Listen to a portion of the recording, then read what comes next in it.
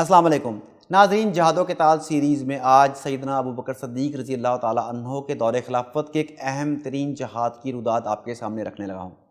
میں پچھلی ویڈیو میں بتا چکا ہوں کہ سیدنا صدیق اکبر نے سیدنا خالد بن ولید کو یہ حکم دیا تھا کہ وہ ایرانیوں پر حملے کے لیے ابلا سے آغاز کریں، اپنی جنگ کا آغاز ابلا کے علاقے سے کریں۔ یہ آخری حکم سیدنا ابوبکر صدیق نے اس لیے دیا تھا کہ اس زمانے میں شاہ ایران کا سارا جنگی سامان ابلا میں موجود تھا۔ ابلا شہر کے بارے میں اختصار کے ساتھ میں پچھلی ویڈیو میں بتا چکا۔ یہ ایک ساحلی شہر تھا۔ اس شہر میں ایرانی فوجیوں کی چھاؤنی تھی۔ یہاں ایرانی فوجوں کے لیے اسلحہ جمع رکھا جاتا۔ ابلا بصرہ سے 1 دن کی مسافت پر تھا۔ خلافت وقت کے حکم کے مطابق سیدنا خالد بن ولید رضی اللہ تعالیٰ عنہ ابلا کی طرف بڑھے۔ جیسے ہی انہیں آپ کے آنے کی خبر پہنچی، ابلا کے لوگوں نے بھی مقابلے کی تیاری کر لی۔ دونوں لشکروں کا آمنا سامنا ہوا۔ مسلمانوں کی مسلسل فتوحات نے ایرانیوں کے حوصلے پہلے ہی پست کر دیے تھے، اس لیے ابلا کی فوج بھی اسلامی فوج کے مقابلے میں زیادہ دیر ٹک نہ سکی اور بہت جلد شکست کھا گئی۔ جو فوجی بھاگ نہ سکے انہیں قتل کر دیا گیا، اور جو بھاگ نکلے وہ دریا میں ڈوب گئے۔ اس جگہ ابلیوں کا بہت نقصان ہوا۔ ادھر سیدنا خالد بن ولید رضی اللہ تعالیٰ عنہ نے سیدنا مسنا رضی اللہ تعالیٰ عنہ کو ایرانیوں کے تعاقب کی ہدایات دی ہوئی تھی۔ وہ ان کے تعاقب میں لگے ہوئے تھے۔ وہ اور آگے بڑھنے کا ارادہ کر رہے تھے کہ ایران کے بادشاہ یزدگرد نے ایک لشکر جرار مسلمانوں کے مقابلے کے لیے روانہ کر دیا۔ اس لشکر کی قیادت ایران کے بڑے بڑے جرنیل کر رہے تھے۔ سیدنا مسنا کو اس قدر عظیم لشکر کی روانگی کی اطلاع ملی تو انہوں نے مزید آگے بڑھنے کا ارادہ ملتوی کر دیا اور ساری صورتحال سیدنا خالد بن ولید رضی اللہ تعالیٰ عنہ تک پہنچا دی، کیونکہ خلیفہ وقت نے سیدنا مسنا کو سیدنا خالد بن ولید کی ماتحتی کا حکم دیا تھا۔ ایرانیوں کا لشکر مزار نام کے مقام پر آ کر ٹھہر گیا۔ مزار جگہ دجلہ اور فرات کے ملنے کے کسی مقام پر واقع تھی۔ اس ایرانی لشکر میں اب تک شکست کھانے والے ایرانی بھی آ کر شامل ہوتے چلے گئے۔ اس طرح اس کی تعداد بہت بڑھ گئی۔ ایرانی لشکر کا سپہ سالار کارن تھا۔ یہ اس دور کا بہت بڑا اور ماہر جنگجو سمجھا جاتا۔ سیدنا خالد بن ولید کو یہ اطلاعات مل چکی تھیں، اس لیے وہ فوراً اس کی طرف بڑھے اور مزار پہنچ گئے۔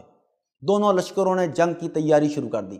مسلمانوں کے مقابلے میں ایرانیوں کی تعداد بہت زیادہ تھی۔ آخر دونوں لشکر آمنے سامنے ہوئے۔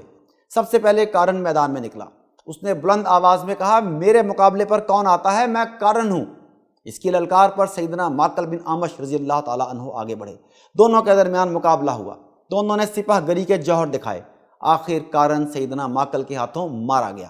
اب ایرانیوں کی فوج سے نوشجان نکلا۔ یہ بھی بڑا جنگجو تھا۔ اس کے مقابلے کے لیے سیدنا عاصم رضی اللہ تعالیٰ عنہ نکلے۔ سیدنا عاصم کے ہاتھوں نوشجان مارا گیا۔ تیسرے نمبر پر قباز میدان میں نکلا۔ اس کا مقابلہ سیدنا عدی بن حاتم سے ہوا۔ یہ ان کے ہاتھوں مارا گیا۔ مورخین اور سیرت نگار اس بات پر متفق ہیں کہ ایرانیوں کا یہ تینوں جرنیل اتنے بہادر تھے کہ ان کے بعد آئندہ کسی جنگ میں اتنے بہادر اور نامور جنگجو مسلمانوں کے ہاتھوں نہیں مارے گئے۔ ان تینوں کے مارے جانے کے بعد لڑائی اور قتال کا باقاعدہ آغاز ہو گیا، لیکن اپنے 3 سالاروں کا انجام دیکھنے کے بعد ایرانی فوج حوصلہ ہار چکی تھی۔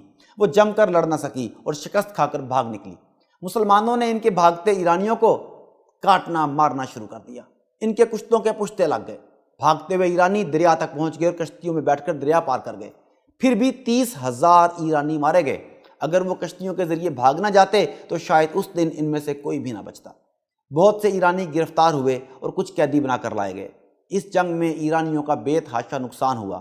یہ جہاد 12 ہجری میں ماہ صفر کو ہوا۔ اس جہاد سے فارغ ہو کر سیدنا خالد بن ولید رضی اللہ تعالیٰ عنہ ہیرا کی طرف بڑھے۔ یہ خلیج فارس اور مدائن کے درمیان واقع ہے۔ ادھر یزدگرد کو مزار میں ایرانیوں کی عبرت ناک شکست کی خبر ملی تو اس نے ایک اور لشکر روانہ کر دیا۔ ان دونوں لشکروں کے سالار زغر اور جادویا تھے۔ ایرانیوں نے راستے میں ملنے والے عرب قبائل کو بھی ساتھ ملا لیا۔ یہ لوگ عیسائی تھے۔ اس طرح ان دونوں لشکروں میں مسلمانوں کے خلاف بہت سے عیسائی شامل ہو گئے۔ ان سب نے مل کر دلجہ کے مقام پر پڑاؤ ڈالا۔ دلجہ دریائے دلجہ اور فرات کے ملنے کی جگہ پر واقع تھا۔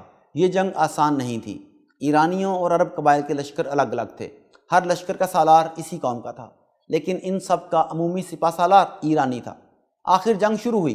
دونوں طرف سے جنگجوؤں نے بہادری کے جوہر دکھائے۔ پھر عام مقابلہ شروع ہوا۔ فتح اور شکست کے بارے میں وقت سے پہلے کوئی اندازہ لگانے کے قابل نہ تھا۔